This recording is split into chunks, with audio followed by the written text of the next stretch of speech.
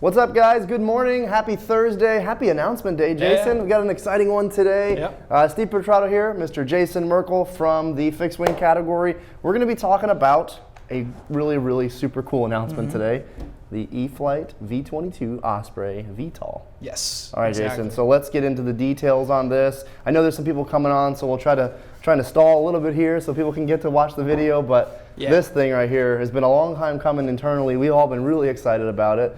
The design, the PD guys have been working on it day and night, and now we're finally ready to announce this thing and hopefully ship it here real soon. I think so. Pretty much since the day that we got the original big convergence working, we talked about doing this. Yeah. And honestly, every time we announced a VTOL aircraft, the convergence, the mini convergence, the first comment was, "That's cool, I like it, but when are you going to do a V-22?" Yeah. And so this is, I think, the holy grail that everybody was looking for and hoping for. And we took what we learned from those, and we optimized the software, but also the aerodynamics of the model. And there's some other things that we had to do differently in this because of the plan form of it to make it work different. well. You know, it's super different from a standard airplane. You know, obviously propeller front or even a pusher motor in the back. This is a totally different ballgame. You got stuff that moves. You got different aero. You got something that doesn't have a whole lot of wing to begin with, but just in general, it's kind of a mishmash of all the technology that Horizon has, and really, from a standpoint of a tech, we've got a lot of it at Horizon. Yes. And then the ability to make this work. And the guys here in-house that worked on the Sean Sullivan, David Payne,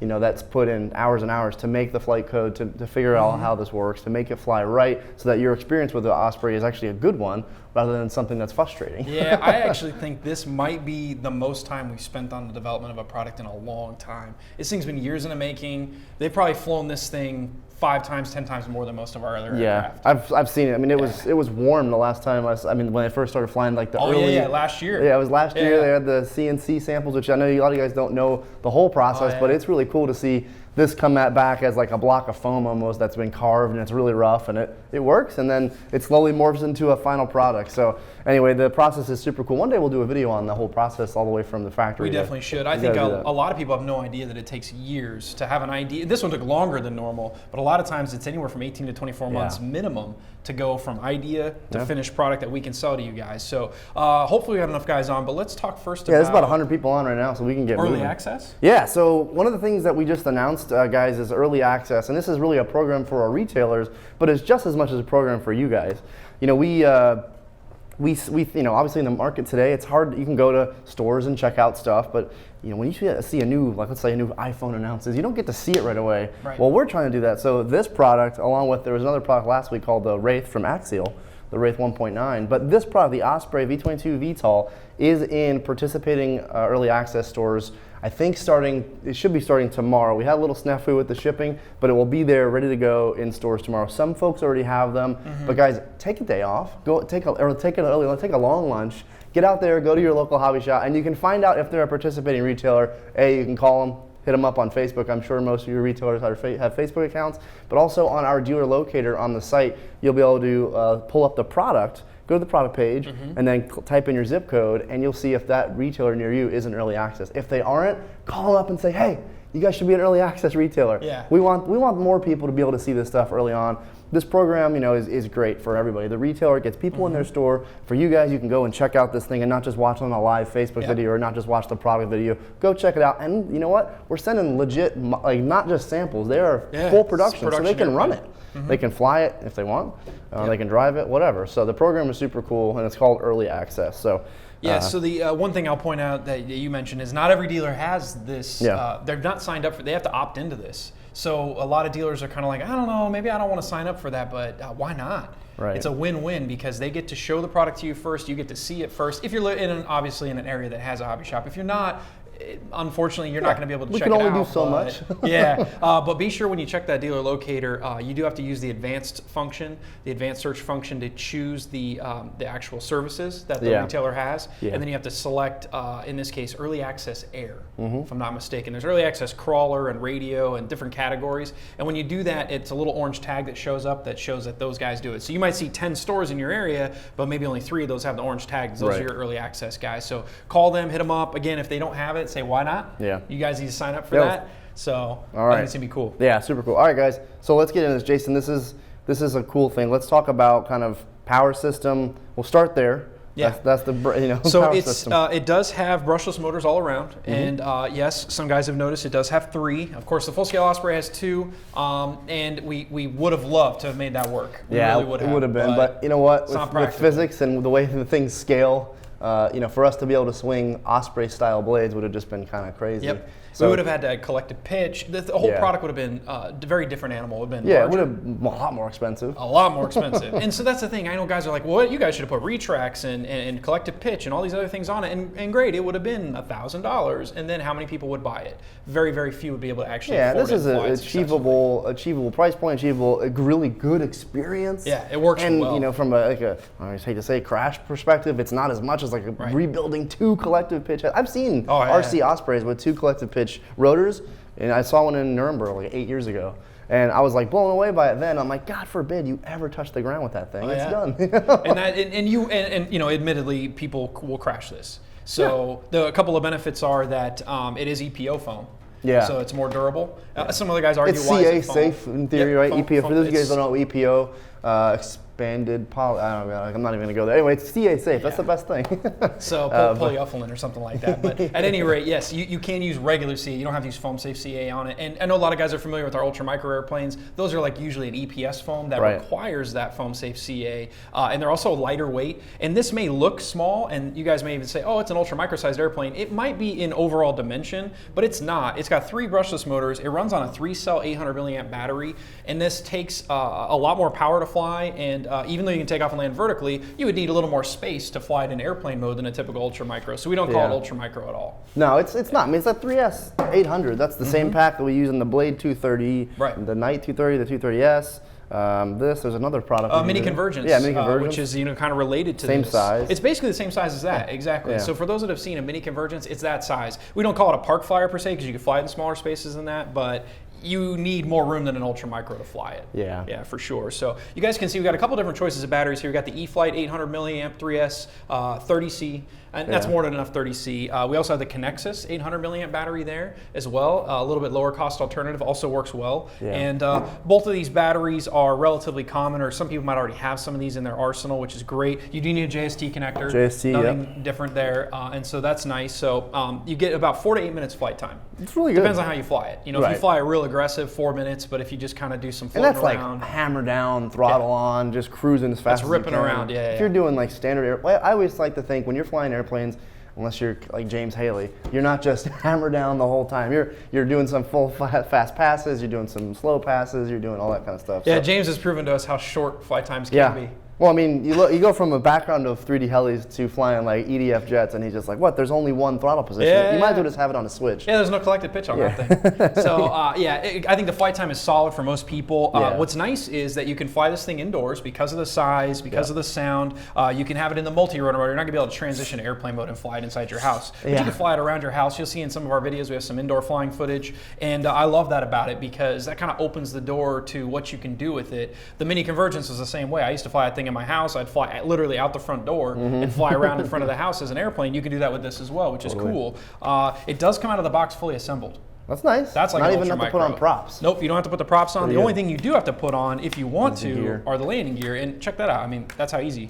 Boom. It comes out like that. And I like the way it looks without the landing gear. Check that out. It's like it looks really good. So there you go, guys. Retracts. Really cool. Yeah, you don't need retracts.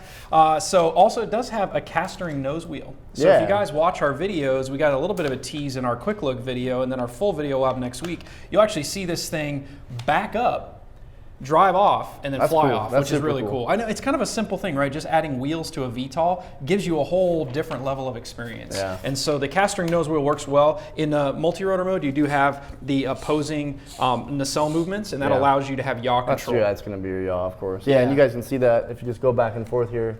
It drives nice. I mean, that's... And we actually have it set up so it's spring loaded, so when you're flying, it's not like just spinning all around. So it actually is spring loaded, so it goes back to center. It also doesn't go over center because the first time they handed it to me, the wheels are like, that's cool. And I went, twisted all the way around and broke it. And he goes, well, we're going to have to figure out how to stop that from happening. See, that's what product testing is all about. Don't hand your product to the marketing guy because I'll figure out how to break it immediately. But yeah, I think it's a great size.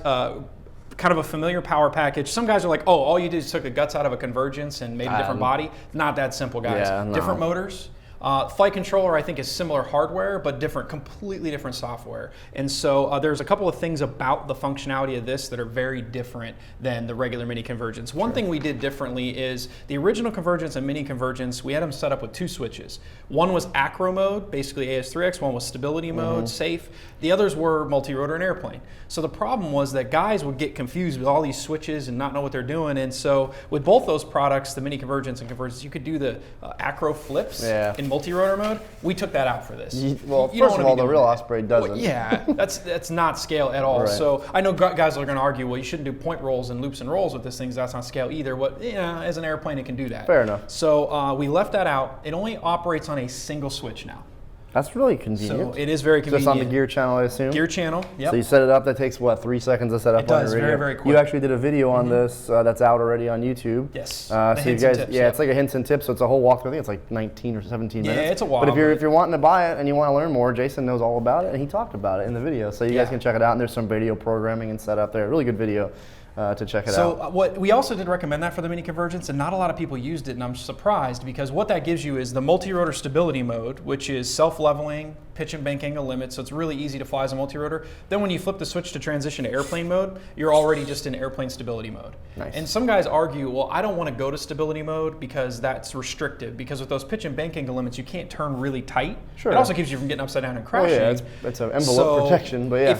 If you want, you could switch all the way through to acro mode, but I don't recommend doing that. I recommend transitioning, fly around a lap or 2 in stability mode, then transition to full acro mode. Get used to it, learn it. You're in a big enough spot, learn the airplane, and then flip over, and then start learning to actually do standard flying on it. I mean, it is I would say, not a light wing-loaded airplane. Right. It is by nature of an Osprey, so you do need some speed. You do. But with all the tech that we've got built into it, if you do start to kind of get concerned, just flip back into multi-rotor mode, or even stability mode, and then flip back into multi-rotor if you're just not careful. It'll nice transition. And watch the video, guys, if you haven't. The transitions on this thing is from forward flight to hovering. Super smooth and predictable, really nice. Yes. It's better than what the regular convergence was, and then even the mini convergence. We made the mini convergence better than the big one, but this is even better yet. It's been fine-tuned for that. And so there are some operational differences that if you guys watch the other videos, you'll see. For example, there's some like delay, a little bit of an intentional delay. Is this radio bound up or no? Transition. I've got one down here that is. Yeah, let's bind it. Let's plug it in so you guys can see kind of how the motors move on their own. And again, you can kind of see in there. I know we don't have 2 cameras set up today, but you guys can, battery just plugs right into the canopy there. This is a magnet hatch. That plugs right in. So the one nice thing about the radio setup on this is it is just one 3-position switch. You just need a 6-channel transmitter, programmable. DX6E is great, DX80, DX6, anything 6-channel programmable works. And so when you do that, you basically will set it up. So again, one switch position here, multi-rotor stability mode. In this mode, this is where I like to point out some of those operational differences. So when I do yaw, you guys can see the nacelles move opposite one another and relatively quickly. And pretty much instantaneous motion. But when I move the elevator stick in particular forward, you guys will see there's a little bit of a lag in that. And then when I pull backward, it doesn't go as far. You can see it moves quicker, but not as far. There's a lag in the forward movement. So do you feel that in the air? Not really, maybe a little bit. It's almost like it's demanding an angle rather than a direct motor angle, right? And part of the reason for that is the aerodynamics of the airplane. If you get going backwards too fast, it can flip over. Sure, yeah, it's got that big funky tail in the back. We don't want guys to be able to have that backing fast, then switch to a fast forward movement because it also could flip over. So really what you're saying is it's built in there. It looks a little different than what you would think, but really in flight you're not really getting a... Yeah, the reason I pointed out is... that feels weird. It actually feels natural. I suspect, when I first plugged it in without talking to the PD guys and I was doing that, I was like, I wonder if there's something wrong. No. And sure enough, I asked. They're like, dude, no, that's normal. That was intentional. Here's why. Yeah. So I want people to not be panicked by that. And then here's the switch. I'm going to flip it into airplane stability mode. You guys see it automatically transitions. That's cool. There's a little blip in the elevator. It adds some throttle. I have a throttle cut on right now, so you can't run the motors. And then in this mode, there are some limitations in the control surfaces. It is the basically safe type mode, so it will try to counteract my movements to get it back to level every time. Then if I switch to acro mode, I just have basically 3-axis gyros smoothing things out in the wind, and I don't have any limits. So now I can do rolls and loops and fly inverted. We don't necessarily recommend flying inverted with this one because it's got this, the way it lays out, you've got a lot of weight down here, and so it's not as stable inverted as a regular airplane. It can rolls, do it. Even rolls, no problem. like a large, nice military bank roll, point roll, that's fine. So, Exactly. Which is what the full one can't. So it's cool that you can. Oh, yeah, you can already do that. So, and then switching back to multi-rotor stability mode, we have some kind of recommendations on what throttle setting to use, where to be left to right versus yourself. So watch that setup hints and tips video. Yeah, that video, and we don't have to get into all that now, but that video is superb for that learning. If you're going to get one, if you have one on pre-order, if you have one ordered from your local hobby shop or from us or whoever, definitely watch that video. Yes. It's going to be available. I think we'll post it on the E-flite page. I think it's live now. It's live on RC Group's forums. Yep, you can find it pretty much anywhere if you're interested in the product. Exactly. And so I know a lot of guys asked about availability, or probably got some questions already on that. And so you can see this in the early access stores. Some today have it, some will have it tomorrow, but you guys will be able to see it firsthand this weekend before you can actually get your hands on one. And so that's a great option. Also though, the first shipment is already ready to go out next week. And so we do have a limited supply in that shipment. I know guys give me a hard time. They're like, you always say it's a limited supply. Well, a lot of times the first ones are because we tried to get it to market faster, so we didn't wait for them to finish the massive full launch batch. A lot of times it's hard to really judge how well it does. But a lot of times it's just, it goes like wildfire, and it's like, well, I guess we could have bought Even more, the few times we have brought in all of it, we ran out. So you never know. And this thing so far has been hot. People are really excited. Cool. Well, it's innovative. It's different. It's innovative. It's really cool. It's the right subject matter. Again, you mentioned it earlier. Guys have been like, "Why do an Osprey? You've got VTOL tech now. Do an Osprey. It's perfect for it." Well, boom, there it is. Now, it may not be exactly what everyone wanted with the big collective pitch one, but you know what? For the average guy, for the guy that just wants to go out, have fun, and not spend an arm and a leg, this thing is right on the money from that perspective. So you can pre-order today. At your favorite local hobby shop. You can do your favorite online retailer, horizonhobby.com. I would do that if you want one of these right away, because the second shipment is about a month and a half out. So if you want to get your hands on one as soon as next week when they go out, you need to get that pre-order in today. The Bind and Fly Basic version is available now. The P&P version will be available later. The Bind and Fly Basic version is $229.99, so $230 US, and it has basically everything that you need to bind up to a Spectrum transmitter. So it's got the flight controller inside. It's got 5 servos. That's true. Got a lot of servos. This uses the 4648 or the 4649. Yeah, what we call a serial receiver. For those that aren't familiar, it kind of looks like a remote receiver. Basically, it's a receiver without pins. Exactly. And it plugs in with a signal wire. And so the flight controller is in also the plug-and-play version, which is $209.99, so $210 US. But you can't use other receivers. You can only use a Spectrum. That option is available for guys that already have. Maybe they're a quad guy like me that that has a bunch of those laying around. Maybe they just use them for their heli because it's good for V-bar, good for any other systems out there, because it's a serial receiver, and it's really like a light, compact system. Easy You've connection. got one of those that get the plug and play, but it's not available for other radio systems. So you can't plug in Futaba, you can't plug in whatever.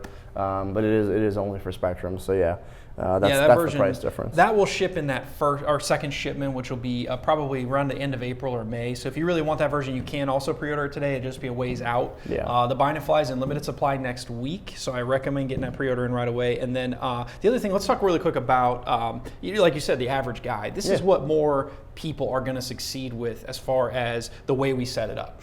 Now, that said, we do recommend having some experience flying. This is not for a beginner. Not at all. If you've never flown an airplane before, or a helicopter before, or multi-rotor, do not buy this.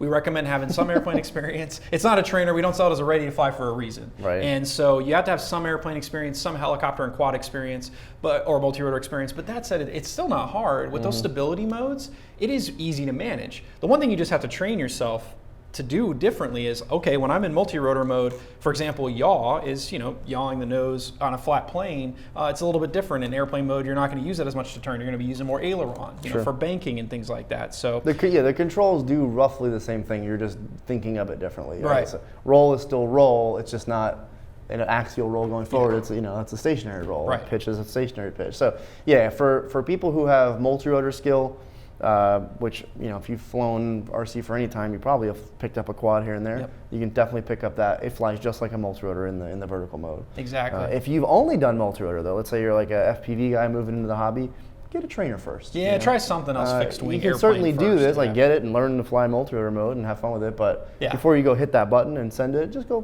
fly like a mini apprentice or something. It just makes it a little easier for you to transition successfully. It's not that we're trying to scare you from it. It's just we want you to be successful. And that ultimately, if you go to any club or any hobby shop, the idea here is never to make a next sale. It's to make you successful so that your RC career is long and that you want to stay in the hobby. You know, for us, it's all about that too. Anybody, even a local club, should be that same way. Don't go out and buy a jet. Don't go spend more money than you want to on something that you may not be successful with. Get something that's going to be successful. It may not be the coolest thing right away, but you know what? Most 16-year-olds don't start with a Corvette. Most of them don't. And then that's the thing. You got to learn. Then they probably wreck that Corvette. But it's all about being successful on that first flight, and this can help you be successful because of safe and everything. But it's better to have a little extra skill. So one of the questions I got was. What is the minimum radio? And this is actually an easy question. Yes. It's only a 6-channel, guys. 6-channel. Programmable 6-channel. So we got a 6E here. DX6E. This would be like the bottom end of that, $150. I think last time I checked. So guys, you just need a DX6E. He's got it bound to an 8E right now. But we'll, anything. Yeah, my shameless plug for the 8 channels. I use it for our jets and warbirds now that have more functions, but you don't need it. Some guys have asked about the DX6i, the old DX6i. Yeah. We don't recommend it because it only has a 2-position switch. You only get 2 of the flight modes. Yeah. And so, guys, if you still got one of those, that was a great radio. I worked on that like a decade ago. But it's time to upgrade. Let's move on. The new Airware software is way many steps up Super from that. easy, And you can share models, you can download the file. But this thing is so easy to set up. It's actually easier to set this up than some of our jets and warbirds now, which is shocking. So you're literally going to a channel sign, setting gear to the switch you want it on, and you're done. There's no reversing, there's no travel adjustments. That's it. And that's what I love about this is it just makes life easier. Yes, we did the hard work for you in the flight controller, and so it's awesome. You take it out of the box; it comes fully assembled. We talked about that. There's the box. It does have some little handles on the sides and around the back, and so you can put it back in the box to carry it with you. It does come with this decal sheet, which is nice because you can personalize and customize your finished trim scheme. So you can choose Navy, Air Force, Marines, all of these branches are using this now, which is pretty cool. It's one of the very few military aircraft we have that almost all the branches are using pretty much as is for all of them. It does come with an extra set of main props. And so there's some debate. What do you call these? Because the full scale, it's called prop rotors. Because like this, they're props, but like this, they're rotors, or they kind of do both. So we call these props or rotor blades, whatever you want to say. We got the main ones, obviously the left and right main ones in the package for you. We don't include a tail one because the truth is if you break that, you might need a new fuselage. Probably need a whole new plane. It's really well protected. It's very well protected. Small. I think it's a 2-inch prop. Yeah, a little tiny bitty guy.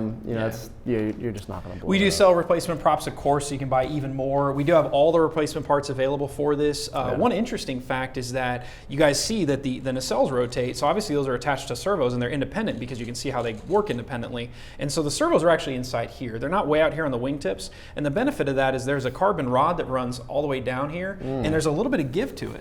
And so if you crash, you're not stripping servo gears all the time. And so that's a nice step up. So you're saying, this is, here, there we go. So there's the rod, You got aileron servos, 2 aileron servos, then you have 2 of the tilt rotor servos inside the fuselage. What's this hidden hatch here, Jake? That hidden hatch, that's where you get to the receiver and the flight controller down in the belly there. Okay, there you go. And then the wing has screws. So if you do crash it and break the wing or strip a servo or something, you can take the wing off very easy. So we actually made it easier to repair than some of our other multi-rotors have been. So that's a nice step up. But again, because you've got that long rod and it does have some give to it, you don't tend to strip the servo gears like on a mini convergence. That's some guys have complained about that. You don't have that issue here. So that's a nice step up. Again, it's super easy. Pull it out of the box, set up your radio, bind it, and honestly, you could be flying in 5 minutes. I took this one out of the box last night, and I think it was like 3 minutes because I already had a battery charged, and I went in, signed the switch, and I took off.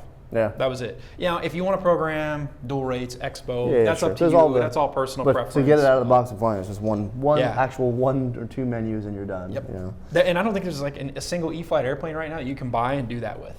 That easy. Yeah, that's pretty amazing. It's all in the brain. So one of the questions: will a DXE work, or does it have to be a 6E? So it depends. If you've got a DXE that has a 3-position switch, it will work. You just have to use the programmer to assign that to gear channel. So again, we don't say all DXE DXEs work, but if you have a 3-position switch, yeah, and the a reason silent- is, there were some DXEs sold with ready-to-fly products that don't have the full functionality of the 3-position. So yeah, if you've got one that has the 1, 2, 3 click on it, then you have to use your programmer and go in there. But if you own a DXE, you're probably comfortable with doing that anyway. So. Yeah, I would think so. So my guess is that guys will be able to use that, but most people are going to already have a 6-channel computer radio. Yeah. So I think you're going to be good on that. And you do have to use, obviously, something that's DSM-2 or DSM-X. Some guys were asking, does the original DXX work? No, that doesn't work.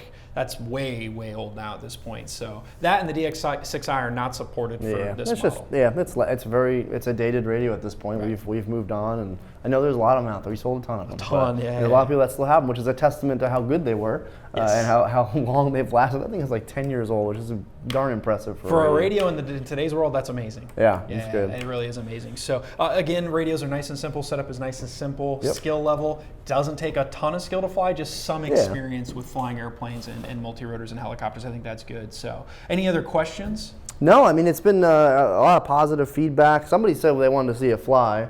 The price keeps coming up though. So $229 buy and fly, which means it comes with the Spectrum serial receiver ready to go, and $209 $209.99 plug and play, which means it does not come with that Spectrum serial receiver, but it only works with that serial receiver, which seems silly, but like I said earlier, if you've got one of those and you don't want the added cost, then you just save yourself, $20. Some guys already have those from other models and other uses. So I think, that's it. And the nice thing about this aircraft, again, even though it's a VTOL, which is somewhat similar to what we had before, the wheels are a nice difference. That scale look, it just looks awesome flying around in the air. What kind of, this is a question I have really, and it's not even on here. Let's answer the people on this live. So does it have a gyro in it? Of course it does. Yes, it's got 3-axis gyros and 3-axis accelerometers. So what some people refer to as 6-axis, I don't like that terminology, it's not exactly accurate, but it effectively is doing both in different modes. So in the airplane acro mode, you just have 3-axis gyros doing their thing to smooth it out. In the stability modes, the accelerometers and gyros are working together to keep it level and to limit the bank and pitch angles. Yeah. So my question was, we live in central Illinois. It's windy here a lot. Yes. How does it deal in certain environments? Obviously, calm weather is always the best to fly in the RC airplane. Yeah. But how does it do in the real world scenario? In most cases, a vertical takeoff and landing aircraft that is not as heavy as the full scale is going to get blown around when you're trying to take off vertical. The cool thing about this with the wheels and if you're on a hard surface is if you have a bit of wind, 5 to 10 miles per hour, you can kind of roll into the wind and take off. And then you're going to have to hold some elevator to keep it level. You could trim it out too, but if you adjust the trim in multi-rotor mode, it affects your airplane flight. So you got to watch out for that. A more advanced radio, you could set up flight modes. But that said, I would recommend not flying it in more than 10-mile-an-hour winds for sure. But 5 to 10 is okay for most people, as long as you know that it's going to get blown around, especially in that vertical mode. And you can take off and land as an airplane, so to speak. Which I think is super cool because, I mean, the model can't, or the real full scale cannot. Obviously, the propellers will be blasting the ground. And usually they take off at like a 35, 45-degree angle, rolling takeoff or just straight up hover.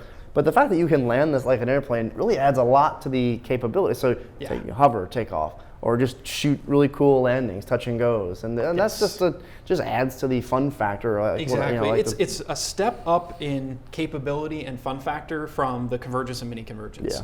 You can't do those things because they don't have wheels.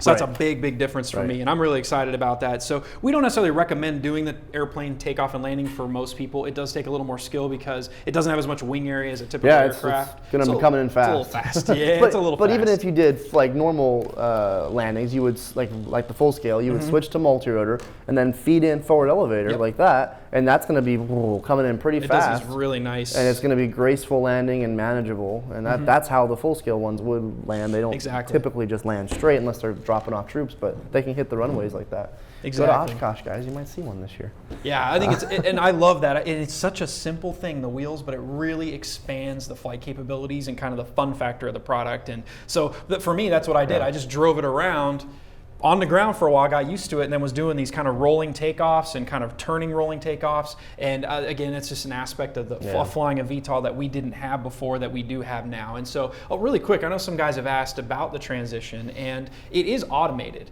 You don't have to do anything during the transition. Now, we do give you a little bit of control during the transition, and so some guys argue, I want full control during the transition, but we've noticed that most people over control, either going into the transition, coming out of the transition, because they're moving the stick around constantly. When you transition, take your hands off the stick, flip the switch, Yeah, let it's it do doing it its for thing. you. It's managing level. Yep. It's managing the overall control of the aircraft through it. You still have minor control. Right. So if you're going to hit a tree, you can avoid it.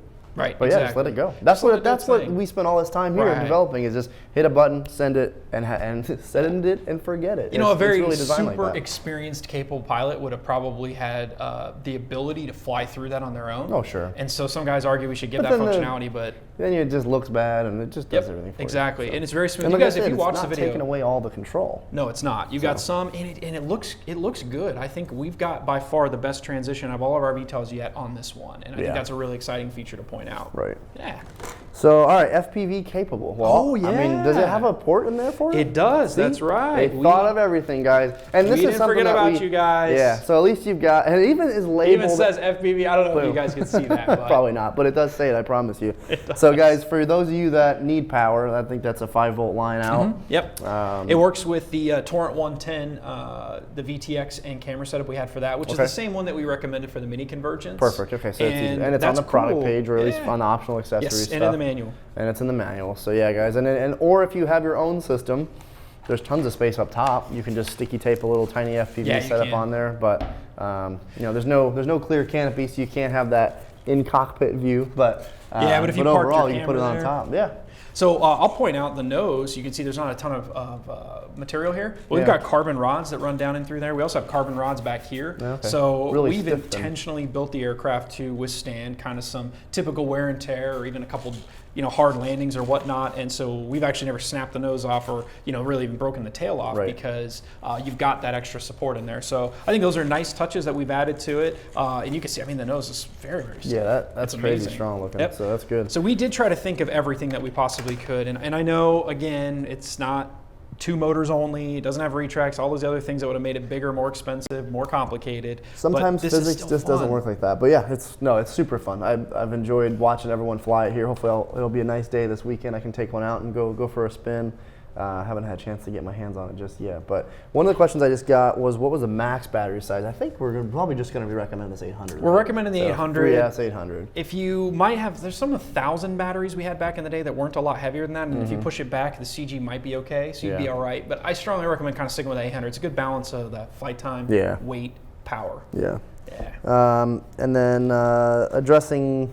So we really from the gyro, one of the questions is AS3X or safe, but it does have 3-axis stability and 3-axis, I guess, almost like a safe technology in there, right? We're not labeling it specifically safe or AS3X, but it's functioning as a stabilizer system. It's going to feel much like it has that, but it's not running one of our Spectrum 636 receivers in there, so we don't want to brand it incorrectly. Yeah, but and the it's doing functionality is a similar. little different since it is both a helicopter / multi-rotor and an airplane. So stability, basically, think of it as safe.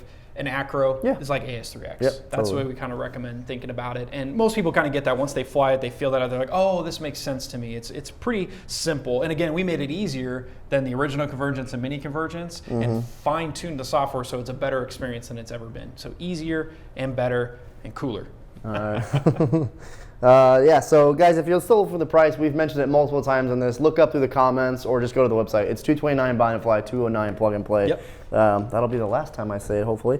And then I think that's about it. There are no different color variations, so gray is really what we sell it as. It's paintable. Go for it. Does the CG change quite a bit when transitioning?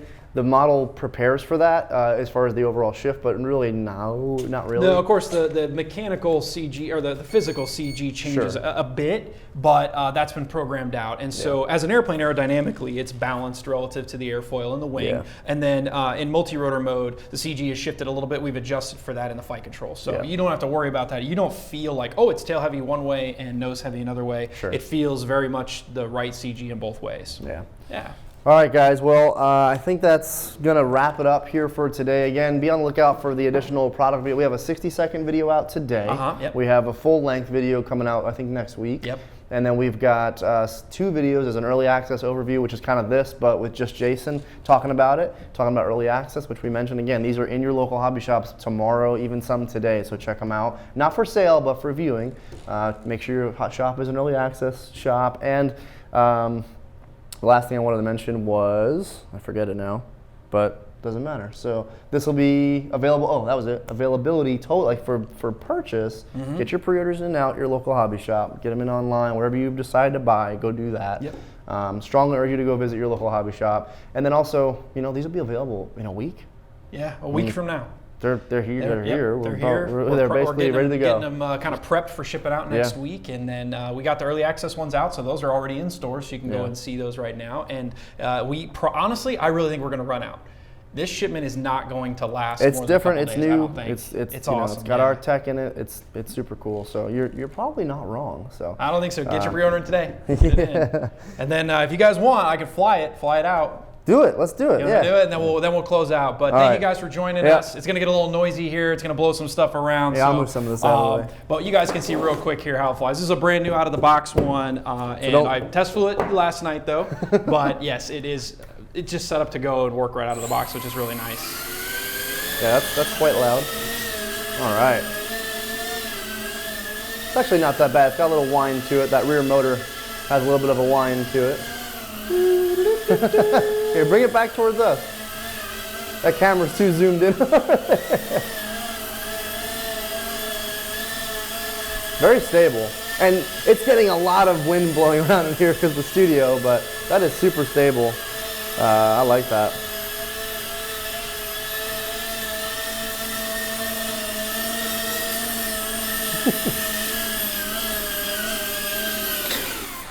Very cool. There you go, guys. That's the V-22 Osprey VTOL, guys. Thanks for so much for watching. Again, check out this at your local hobby shop, online, whatever. We will see you on the next one. We got more announcements coming this year like you wouldn't believe, so stay tuned with us. Jason, thanks for coming on, man. Thank you. And have a great weekend, guys. We'll see you next time. See ya.